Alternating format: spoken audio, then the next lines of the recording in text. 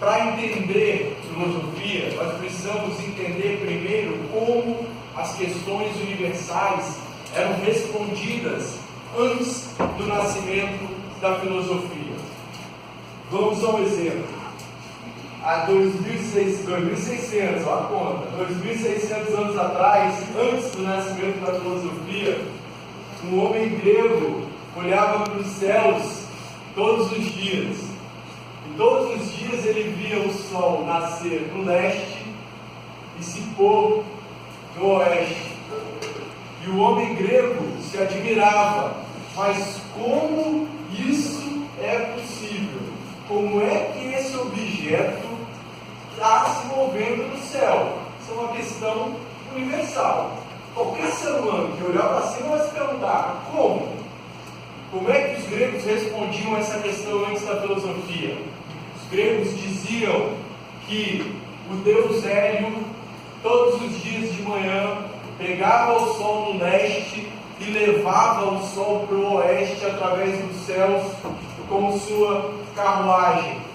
Esse é o mito de Hélio. É o deus Hélio que leva o sol pelos céus com sua carruagem. Os gregos respondiam a essa pergunta universal contando uma história. E é exatamente isso que mito significa. Mito significa, ou mitos em grego, significa contar histórias. Então, mitologia, a mitologia que é a maneira que os gregos possuíam, não só os gregos, que o homem possuía para responder às grandes questões universais, é contar uma história para explicar algo. Então, eu entendo como o sol caminha pelos céus. Eu conto uma história. É o deus Hélio que pega o sol todo dia de manhã e leva com sua carruagem pelos céus. Esse é o papel dos mitos. É uma história que explica essas grandes questões, que responde a essas grandes questões. Falei que eu era fã, né? Falei que eu era fã. Vocês conhecem, né? Não só os gregos contavam histórias para responder as grandes questões. O Thor, não o Thor da Marvel, mas o Thor da mitologia nórdica, é um personagem que existe para responder a uma dessas questões universais. Os nórdicos, que era um povo que vivia no norte da Europa, os nórdicos olhavam para o céu e eles observavam também um fenômeno natural: raios e trovões. Mas como? Que isso? Raios e trovões, de onde isso vem? A resposta dos nórdicos para isso, na mitologia nórdica, é que Thor é levado numa carruagem pelos céus, puxado por dois bodes, e isso provoca o barulho dos trovões. Thor sendo conduzido em sua carruagem provoca o barulho dos trovões. E os raios é Thor usando seu martelo. No filme da Marvel, o Thor gira o martelo dele, cai um raio lá. Aqui é a mesma coisa. Thor gira o martelo e os raios acontecem. A mitologia nórdica explica então esse fenômeno assim. Mas o que acontece depois de raios e trovões, normalmente?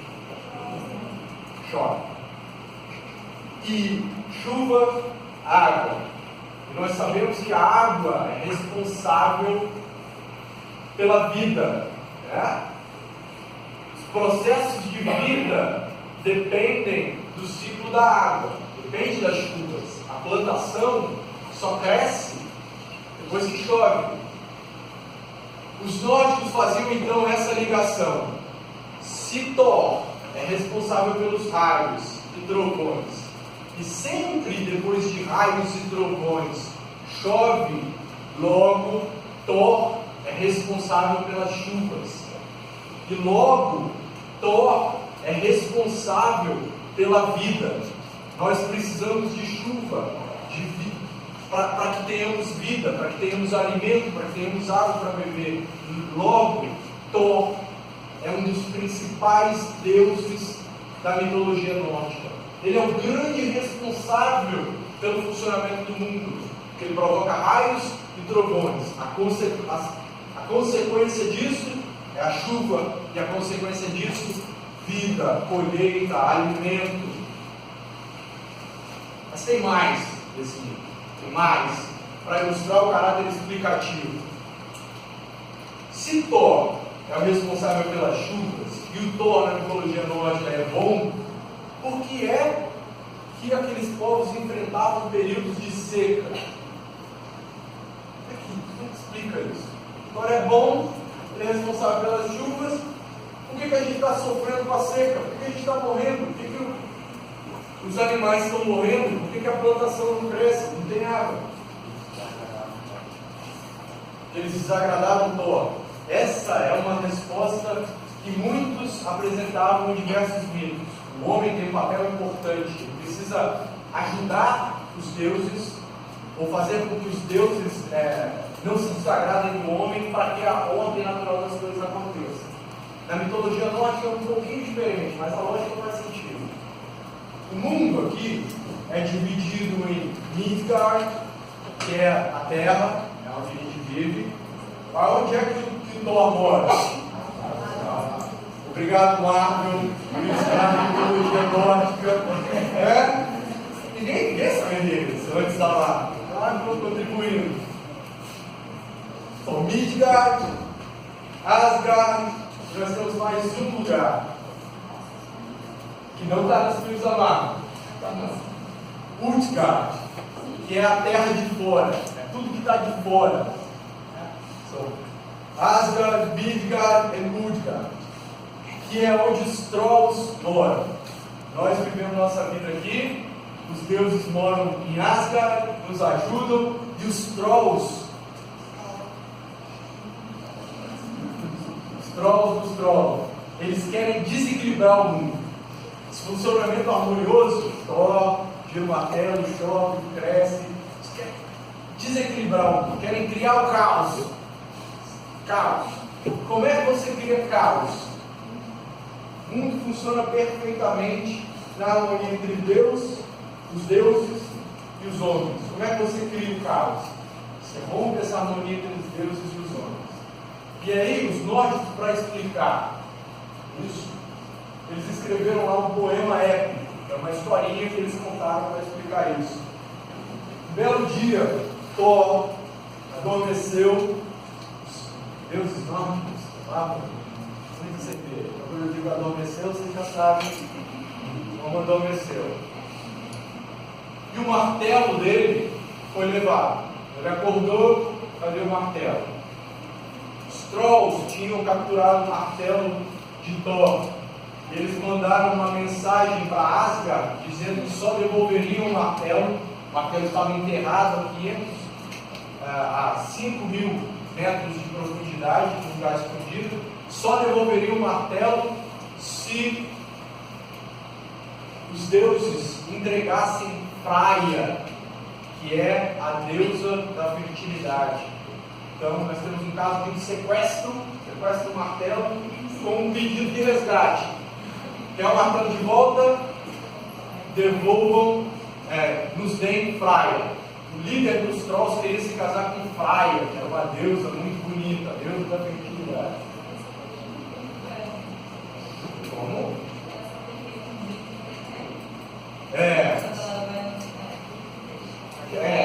Não fui eu que contei a história, contaria diferente.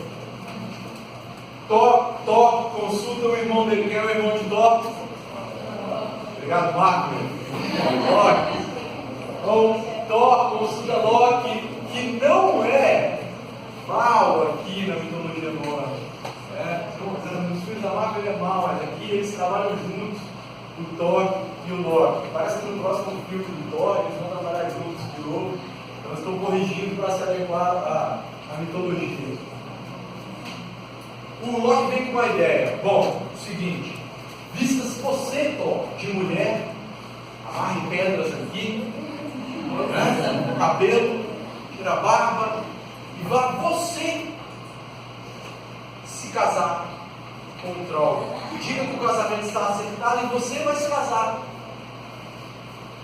Thor ficou relutante. Como assim, tirar a barba? Viu? E foi.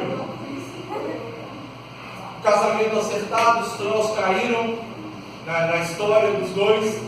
Na hora do casamento, o líder dos Trolls determinou que o martelo de Thor fosse colocado no colo de Freya durante a cerimônia do casamento. Conclusão: morreram todos. Todos os Trolls. Thor recuperou o martelo. Mas por que os nórdicos contavam essa história longa? Para entreter? A Marvel conta histórias com os deuses para nos entreter. É uma história que você vai lá, passa 2 horas no cinema, se diverte e vai embora. A história dos nórdicos, e isso é importante entender, esse é o papel dos mitos. Não é uma história para entreter, ela tem uma função. Essa história serve para explicar aquela pergunta que eu coloquei no começo: por que é que tem seca? Porque os Trolls levaram o martelo de Thor. O Thor está com problemas. Não é que o Thor tenha se esquecido de nós. Os Trolls levaram o martelo de Thor, por isso não está chovendo. Isso também explica as estações do ano. Porque no inverno chove menos. E no inverno a plantação, a colheita, ela não cresce.